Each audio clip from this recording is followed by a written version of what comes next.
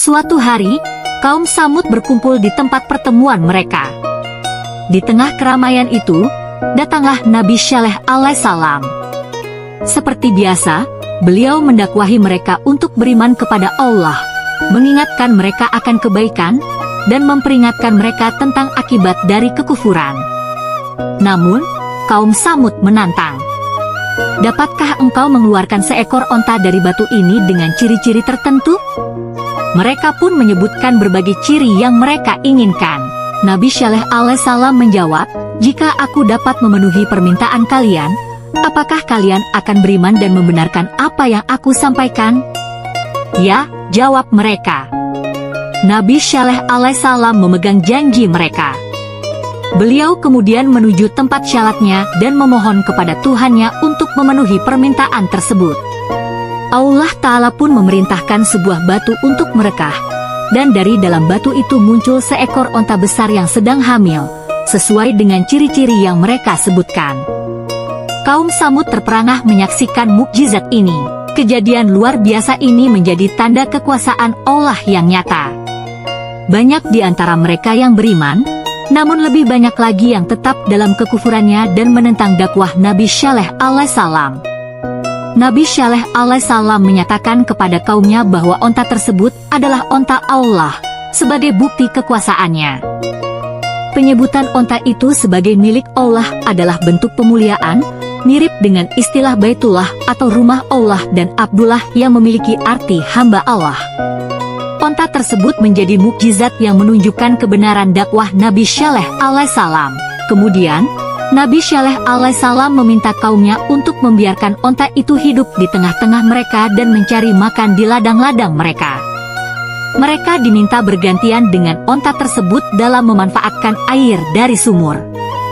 Jika onta itu minum air pada hari tertentu, maka kaum Samud baru bisa menggunakannya keesokan harinya.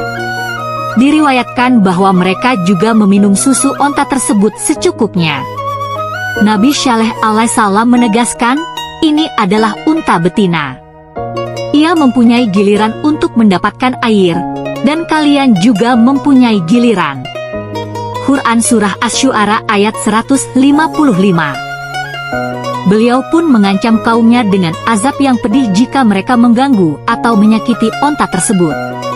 Wahai kaumku, inilah unta betina dari Allah, sebagai mukjizat untukmu. Biarkanlah ia makan di bumi Allah, dan janganlah kalian mengganggunya, karena itu akan mendatangkan azab yang dekat. Quran Surah Hud ayat 64. Semua ketentuan ini merupakan ujian bagi kaum Nabi Syaleh alaihissalam, meskipun Allah Maha mengetahui apa yang mereka lakukan. Setelah beberapa waktu, kaum Nabi Syaleh alaihissalam berkumpul untuk membicarakan kondisi yang mereka alami terkait dengan onta tersebut. Mereka sepakat untuk menyembelih onta itu agar bisa bebas menggunakannya seperti sedia kala. Mereka pun melaksanakan kesepakatan tersebut dan menyembelih onta.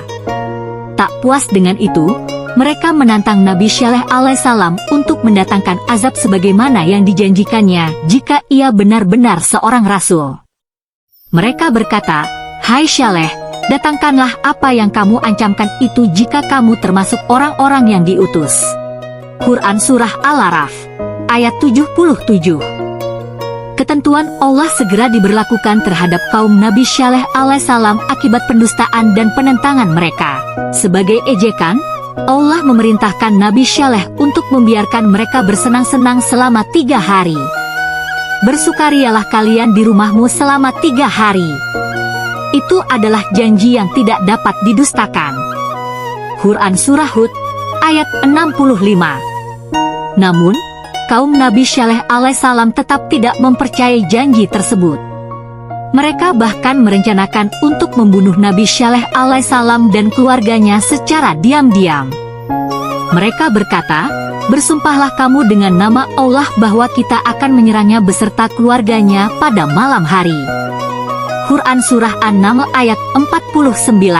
Namun, Allah membalas makar mereka dengan menimpakan batu kepada orang yang diutus untuk membunuh Nabi Syaleh, sebagai awal dari azab yang akan menimpa mereka. Dan mereka pun merencanakan makar, dan kami pun merencanakan makar, sedang mereka tidak menyadari. Quran Surah An-Naml ayat 50. Pada pagi hari pertama penantian mereka, wajah mereka tampak pucat. Ketika sore tiba, mereka mengeluh, hari pertama penantian telah berlalu. Hari berikutnya, wajah mereka memerah, dan mereka berkata, telah berlalu 2 hari penantian. Hingga pada pagi hari ketiga, wajah mereka kembali menguning. Ketika hari Ahad tiba, mereka menunggu azab yang akan turun kepada mereka, tanpa mengetahui apa yang akan terjadi.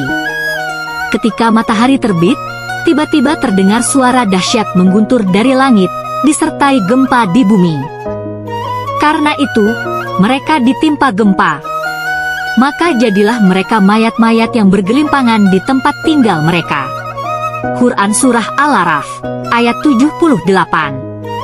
Kaum Nabi Syaleh alaihissalam yang ingkar kepada Allah mati tersungkur, dan rumah-rumah mereka runtuh akibat kezaliman mereka. Sementara itu, Allah menyelamatkan Nabi Syaleh alaihissalam dan kaumnya yang beriman dari azab tersebut. Dan telah kami selamatkan orang-orang yang beriman dan mereka itu selalu bertakwa. Quran Surah An-Naml ayat 53. Setelah azab reda, Nabi Syaleh alaihissalam berkata kepada mereka yang telah dibinasakan, "Wahai kaumku, bukankah aku telah menyampaikan ajaran Tuhanku kepada kalian dan telah menasihati kalian? Namun, kalian tidak mau mendengarkan.